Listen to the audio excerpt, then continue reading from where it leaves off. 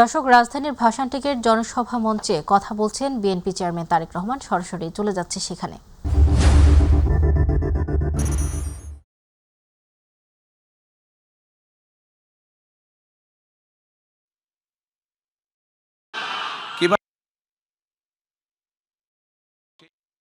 আচ্ছা, আপনাদের এলাকার সমস্যা নিয়ে যেতে পেরেছেন কি ভাই? যেতে পেরেছিলেন? এলাকার সমস্যা নিয়ে যাওয়া সম্ভব নেই। সেই জন্যই এলাকার সমস্যার সমাধান যদি করতে হয়, দেশের উন্নয়ন যদি করতে হয়, তাহলে অবশ্যই আমাদেরকে গণতন্ত্রের যাত্রা নির্বাচিত করতে পারে। শুধু জাতীয় সংসদ নির্বাচন নয়, একই সাথে জাতীয় সংসদ নির্বাচনে যেমন ভোট দিয়ে জনপ্রতিনিধি নির্বাচিত করতে হবে, ঠিক আমাদেরকে একইভাবে সেটি পৌরসভা হোক, উপজেলা হোক, ইউনিয়ন পরিষদ হোক, সব জায়গায় জনপ্রতিনিধি অর্থাৎ জবাবদিহিতা থাকতে হবে। অর্থাৎ জনগণ কি চায়, যারা জনপ্রতিনিধি হবে তাদেরকে অবশ্যই জানতে হবে জনগণের সমস্যা কি।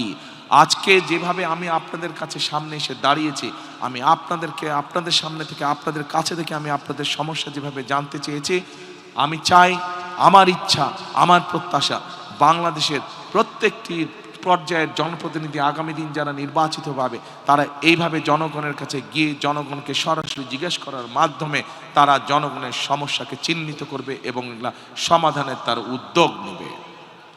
প্রিয় ভাই বোনেরা, একটু পরেই জামাত শুরু হয়ে যাবে। আজকে যেই কথাটি, আজকে এই এলাকার মূল যেই সমস্যাটি, এ ব্যাপারে আপনাদেরকে আমি আগেই বলেছি।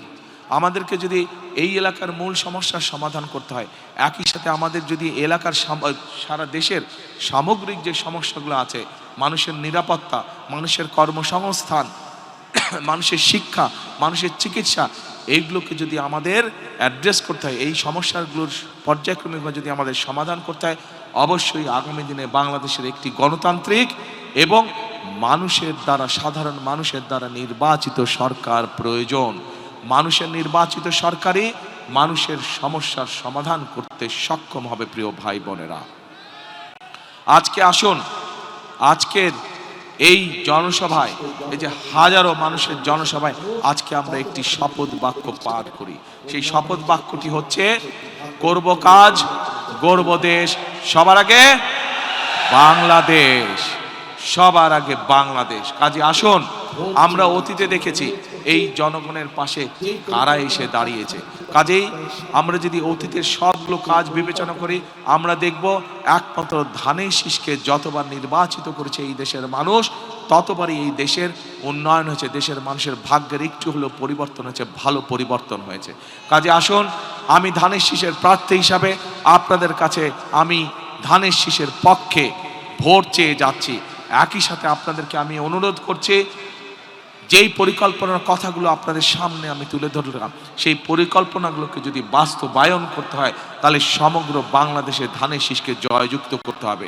এবং ভাসানটেকবাসীর আত্মীয় স্বজন, বন্ধু বান্ধব, পরিচিত জন সারা বাংলাদেশে ছড়িয়ে ছিটিয়ে আছে। আপনাদের যে সকল আত্মীয় স্বজন, বন্ধু বান্ধব সারা দেশে বিভিন্ন জায়গায় ছড়িয়ে ছিটিয়ে আছে, আজকে আপনাদের প্রার্থী হিসাবে আপনাদের কাছে আমার বিনীত অনুরোধ, তাদের সকলকে আপনারা অনুরোধ করবেন, আগামী 12 তারিখে যেন তারা ধানের শীষকে নির্বাচিত করে তাদের স্ব এলাকায়, স্ব নির্বাচন এলাকায়। কি ভাই বোনেরা, আপনাদের এলাকার সন্তান হিসেবে কি আমি এটা দাবি করতে পারি আপনাদের কাছে? ইনশাআল্লাহ। সকলে ভালো থাকবেন, ইনশাআল্লাহ সকলে সুস্থ থাকবেন। আপনাদের সাথে ইনশাআল্লাহ আবারও দেখা হবে। আল্লাহ হাফেজ। বাংলাদেশ জিন্দাবাদ, বাংলাদেশ জাতীয়তাবাদী জিন্দাবাদ। আল্লাহ হাফেজ। আসসালামু আলাইকুম।